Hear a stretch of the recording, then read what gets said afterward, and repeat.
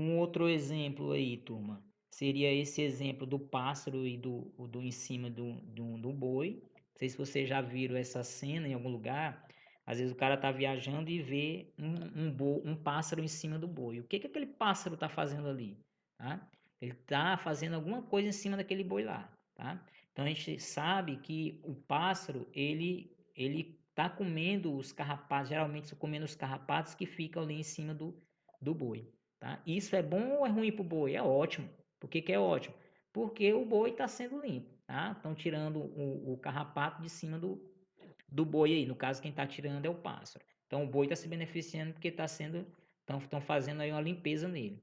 E também o pássaro está se beneficiando porque dentro do pássaro está acontecendo aí, o pássaro está se alimentando, tá bom? Então nessa relação ecológica aí, há uma troca de benefício, mas qual é a diferença dessa relação onde há troca de benefício, que a gente chama de protocooperação, para o mutualismo que a gente viu ainda agora no link?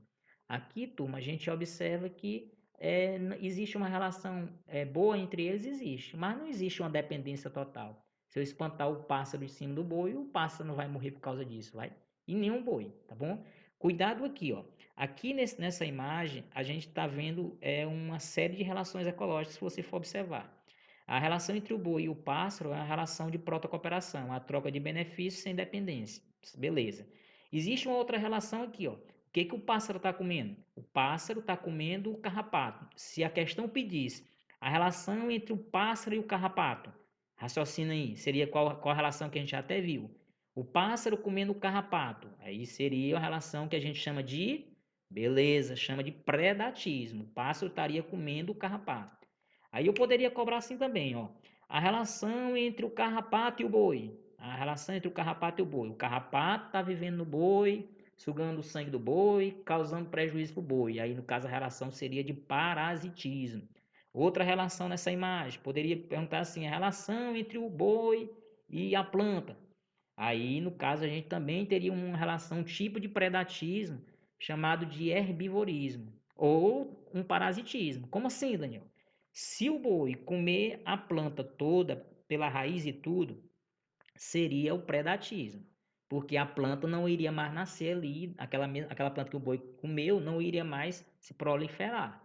Agora, se o boi comer só uma parte da planta e ir embora, aí seria o parasitismo, que a planta ia ficar prejudicada, ia, mas não ia morrer por causa disso.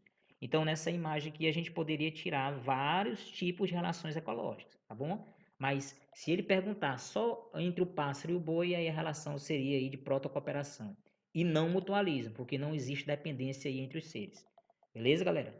Então aí, ó, seriam os exemplos. Um outro tipo de relação mutualismo muito importante que o vestibular adora cobrar é uma relação de mutualismo entre o boi e as bactérias que vivem no intestino do boi, entre os protozoários e alguns protozoários e o intestino do cupim. São relações importantíssimas. Dentro desses dois animais aí, existem micro-organismos, sejam protozoários, sejam bactérias, digerindo o alimento que esses animais ingerem. No caso, o cupim ingere a madeira, no caso, o boi ingere o capim, que é rico em celulose. Então, esses dois animais que eu estou colocando aqui, que eu estou riscando, o cupim e o boi, eles não têm mecanismo de digerir a celulose que está no alimento que eles comem, beleza?